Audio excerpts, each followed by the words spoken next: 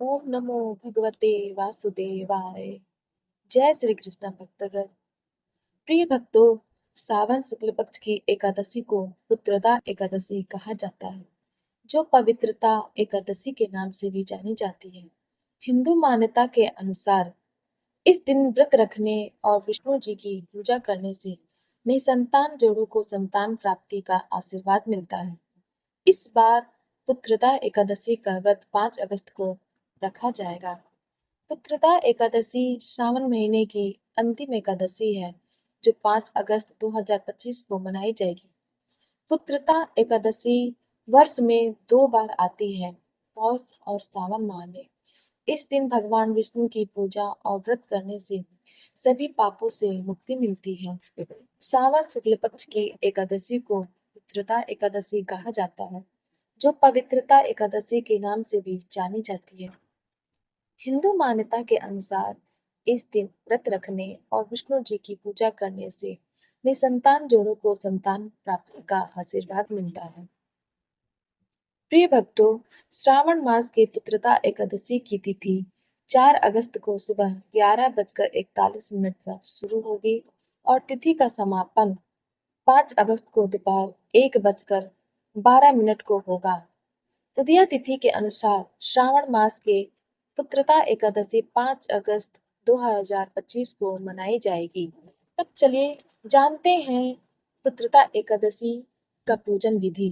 इस दिन का शुभारंभ सुबह स्नान से करें और फिर भगवान विष्णु की पूजा के लिए तैयार हो जाएं। पूजा में धूप, दीप, नैवेद्य और अन्य 16 सामग्री का उपयोग करें। भगवान विष्णु का गंगा जल से अभिषेक करें और उन्हें पुष्प और तुलसी दल अर्पित करें। इस दिन व्रत रखें और भगवान के भोग में तुलसी अवश्य शामिल करें।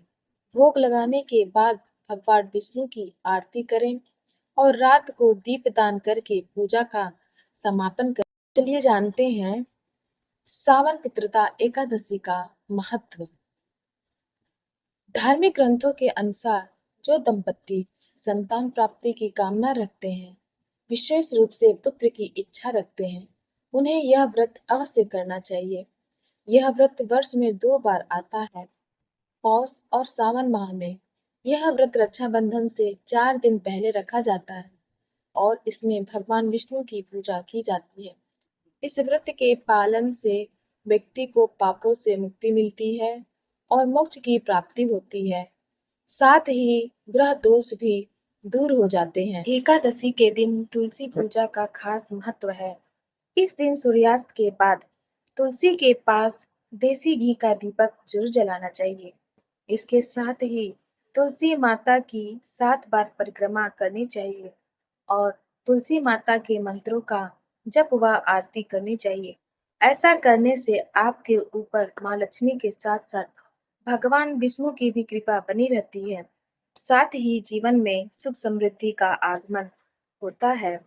हिंदू धर्म की मान्यताओं के अनुसार पीपल के पेड़ में देवताओं का वास माना जाता है। ऐसे में यदि आप सावन की पुत्रदा एकादशी पर पीपल के पेड़ की पूजा करते हैं और दीपक जलाते हैं, तो इससे आपको शुभ परिणाम देखने को मिल सकते हैं। एकादशी के दिन घर के मुख्य द्वार पर भी दीपक जलाना काफी शुभ माना गया है। पुत्रदा एकादशी को सूर्यास्त के बाद आप घर के मुख्य द्वार पर दीपक जला सकते हैं। हिंदू मान्यताओं के अनुसार यह समय माँ लक्ष्मी के आगमन का समय माना गया है। ऐसे में यदि आप एकादशी के दिन इस स्थान पर दीपक जलाते हैं, तो इससे आपके ऊपर लक्ष्मी जी की भी कृपा बनी रहती है। इससे आपको आर्थिक समस्याओं से भी छुटकारा मिल सकता है। साथ ही धन लाभ के योग भी बनने लगते हैं। बस इस बात का ध्यान रखें कि दीपक की लौ उत्तर दिशा की ओर होनी चाहिए। हिंदू धर्म में रसोई घर में मां अन्नपूर्णा का वास माना गया है। ऐसे में एकादशी के दिन रसोई में मटके के पास दीपक जलाकर लाभ प्राप्त कर सकते हैं। वास्तु की दृष्टि से ऐसा करना बहुत ही शुभ माना जाता है। इससे घर में सुख समृद्धि का आगमन होता है। प्रिय भक्तों, वीडियो अच्छी लगी हो तब आप हमारे चैनल सनातन कथा संग्रह को लाइक करें, शेयर करें और सब्सक्राइब करें ताकि जब हम अपना अगला वीडियो डालें तब आप सभी श्रोतागण के पास सबसे पहले पहुंचे। धन्यवाद।